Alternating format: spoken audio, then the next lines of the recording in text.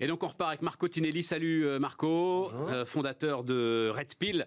J'ai mis l'IA au service du marketing. Donc tu m'as écrit en me disant on part aux États-Unis, donc c'est toujours très intéressant évidemment quand un entrepreneur français se dit qu'il a les épaules pour aller affronter le marché américain.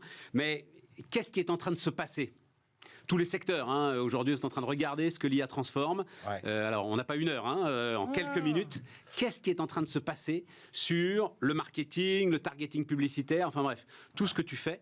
Alors, et qu'est-ce que l'IA t'apporte ? Il y a la grande révolution du moment, vraiment, on est en plein dedans, c'est l'IA, la data, ça va parfaitement manipuler des chiffres et donc des médias. Les algos savaient calculer, être précis, etc., etc. Il y a de la data à volonté. Il y a aujourd'hui... Combien est-ce que je vais toucher de personnes si j'envoie mon message sur telle ou telle plateforme ? Et qui je veux toucher exactement. Et quel est son profil, qu'est-ce qu'il consomme, qu'est-ce qui l'intéresse, évidemment dans le respect du RGPD. En France, aujourd'hui, c'est 75% des médias qu'on peut toucher à l'individu. D'accord ? Des dépenses. Sur les 20 milliards de dépenses publicitaires, on peut en dépenser 15 milliards précis à l'individu. Donc ça, c'était la première révolution. On a créé Hermès et Red Pill pour ça, pour faire en sorte que ce soit simple et pas une espèce d'usine à gaz incompréhensible. La révolution du moment, c'est que l'IA générative, ChatGPT pour faire simple, vient toucher la création, le contenu, la façon de parler, à qui on s'adresse. Elle vient diviser par 5, parfois 10, le temps qu'on passe à produire des contenus. Et des contenus qui n'ont pas de faute d'orthographe, qui sont en plusieurs langues, qui circulent extrêmement bien et qui se branchent très très bien aux algorithmes qui faisaient des maths. Qui n'ont pas de talent.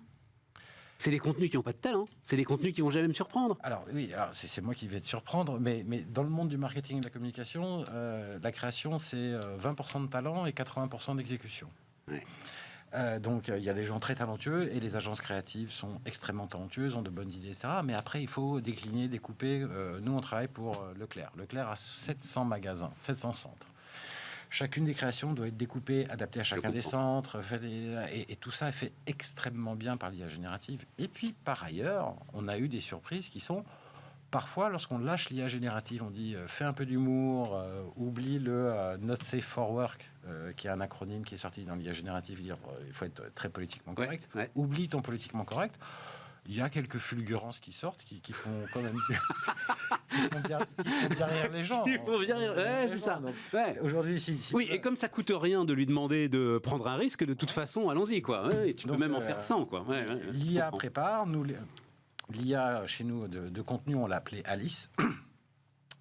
Parce que la CTO qui s'occupe de ça s'appelle Alice. Et parce que il y a enfin bref, ça s'appelle Alice. Et donc, Alice propose. Et ensuite, les créatifs disent je corrige, j'aime pas, j'aime. Alice, qu'est-ce qui vient de l'extérieur, de Microsoft, de OpenAI, je sais pas. Et qu'est-ce qui vient de Red Pill ? C'est une co-construction ? C'est une co-construction. C'est une co-construction. C'est une application métier. Ouais. L'idée, vraiment. ChatGPT, Bard, etc. Donc Bard, c'est le GPT de Google. Voilà. Font des choses, mais font des choses très larges. Ils font ce qu'on leur demande. Ouais. Globalement, rédigent du contenu extrêmement pertinent. C'est quand même assez bluffant.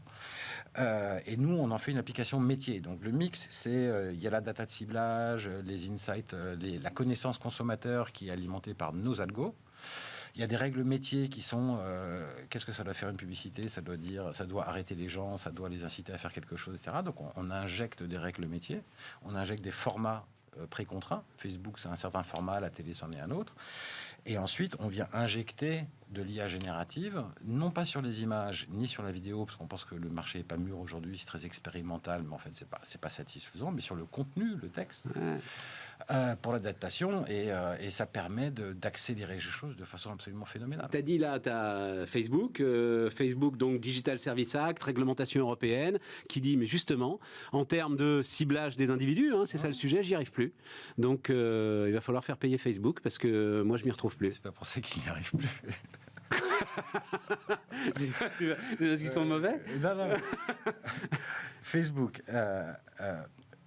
Facebook prend la donnée des annonceurs. On a déjà eu ces discussions une fois. Prend la donnée des publicitaires. Ouais. Donc, qu'est-ce qu'il fait Facebook ? Facebook, il dit si Club Méditerranée fait de la publicité chez moi, tous les gens qui ont cliqué sur une pub pour le Club Med sont intéressés par le voyage. Ouais. Et donc, il va revendre ses profils à d'autres annonceurs qui vendent du voyage. Donc plus les gens achètent sur Facebook, plus on nourrit l'intelligence de Facebook. Mais il ne va absolument pas chercher ni dans les messages, ni dans les contenus, ni dans les photos. Il n'en a ni les moyens, ni objectivement l'intérêt. Et donc le vrai problème de Facebook, c'est qu'il faut un peu plus de discipline au niveau de qu'est-ce qu'on capture au niveau des annonceurs, comment on fait une taxonomie. C'est plus une méthode qu'une autorisation à le faire. Mais il pourrait le faire, en fait. Mais bien sûr. Malgré la réglementation européenne. Comme Google peut le faire, comme les autres peuvent le faire. Après, il y a deux types de données sur le marché. Il y a des données d'intention, parce que les gens se comportent d'une certaine façon. Concrètement, Facebook dit, si vous allez sur plein de sites de voyage en même temps, vous êtes en train d'acheter un voyage. Google dit exactement la même chose. Et ensuite, il y a des données qui viennent des magasins ou des industriels eux-mêmes qui disent « Ah, cette personne a acheté un voyage en mars dernier, donc elle va se remettre en recherche cette année. » Ces trois types de données viennent se mélanger pour faire de la connaissance consommateur. Revenons à l'IA générative. Ce que tu me décris là, c'est ce qui est en train de se passer depuis 6 mois à peine. Ça va très très vite. Oui, voilà, c'est ça.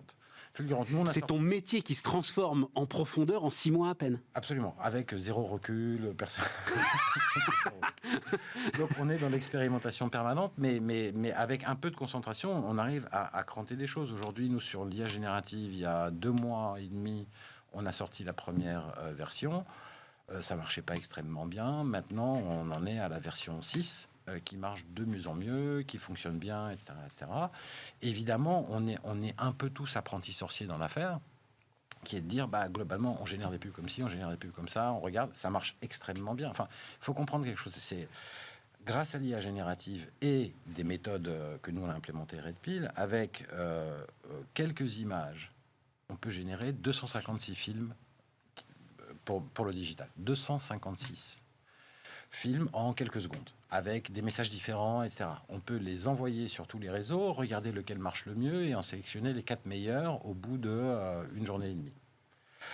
C'est fulgurant. C'est fulgurant. Donc c'est très concret, c'est très simple. Ouais, alors après, c'est quoi l'impact sur la créativité? Est-ce que la créativité va baisser? Les créatifs disent toujours que la créativité va baisser, ça c'est certain.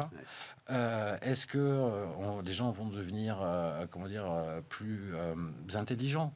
C'est-à-dire, est-ce qu'ils vont réagir en disant j'ai bien compris qu'elle était faite sur mesure pour moi, cette pub, et qu'elle est générée automatiquement, donc je fais moins confiance. On ne sait pas encore très bien. 2 minutes. Tu pars aux États-Unis, c'est Alice que t'emmènes aux États-Unis, en fait, que t'embarques aux États-Unis. La plateforme Hermès, oui, les deux. La plateforme média qui permet d'être extrêmement précis, et Alice qu'on embarque aux États-Unis. Et tu penses que là, tu as des coups d'avance pour affronter le marché américain qui s'endort pas non plus? On a quelques coups d'avance, c'est que le marché américain est quand même très très loin d'avoir mené sa réflexion autour de la protection de la vie privée et des identifiants publicitaires. Le cookie est encore assez fort, etc. Et on sait bien que globalement, la tendance ira dans notre direction. Donc nous, on a pris la face nord de la réglementation, donc on sait faire.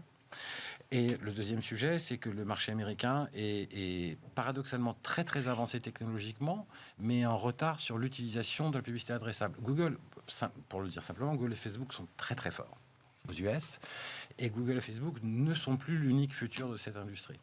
La télé connectée, la télé adressée, etc., il y a d'autres choses qui émergent. Donc nous, on a construit ces solutions dans un marché plus difficile, et donc on pense que ça devrait marcher. Pour l'instant, on a des clients dans l'aérien, le retail, etc. Donc l'automobile, on commence à faire des choses avec eux. Les US, pour un entrepreneur, c'est un marché 15 fois plus grand. 15 fois plus grand. Tous les entrepreneurs qui disent il faut aller s'y installer pour que ça fonctionne. Tu vas aller t'installer aux États-Unis? On a recruté un patron d'Amazon Advertising, un des grands patrons. Et non, je ne vais pas m'installer. Non, non, mais je retiens ce que tu dis qui est très intéressant. C'est-à-dire, tu vas aller mettre une sorte de tête de pont, et quand la régulation leur tombera dessus, parce que forcément elle leur tombera dessus, là tu seras prêt à... Absolument. Merci Marco. Merci pour tout ça. Marco Tinelli, donc fondateur de Red Pill, qui nous accompagnait. C'est fini pour cette session de Bismart. On se retrouve avec grand plaisir la semaine prochaine.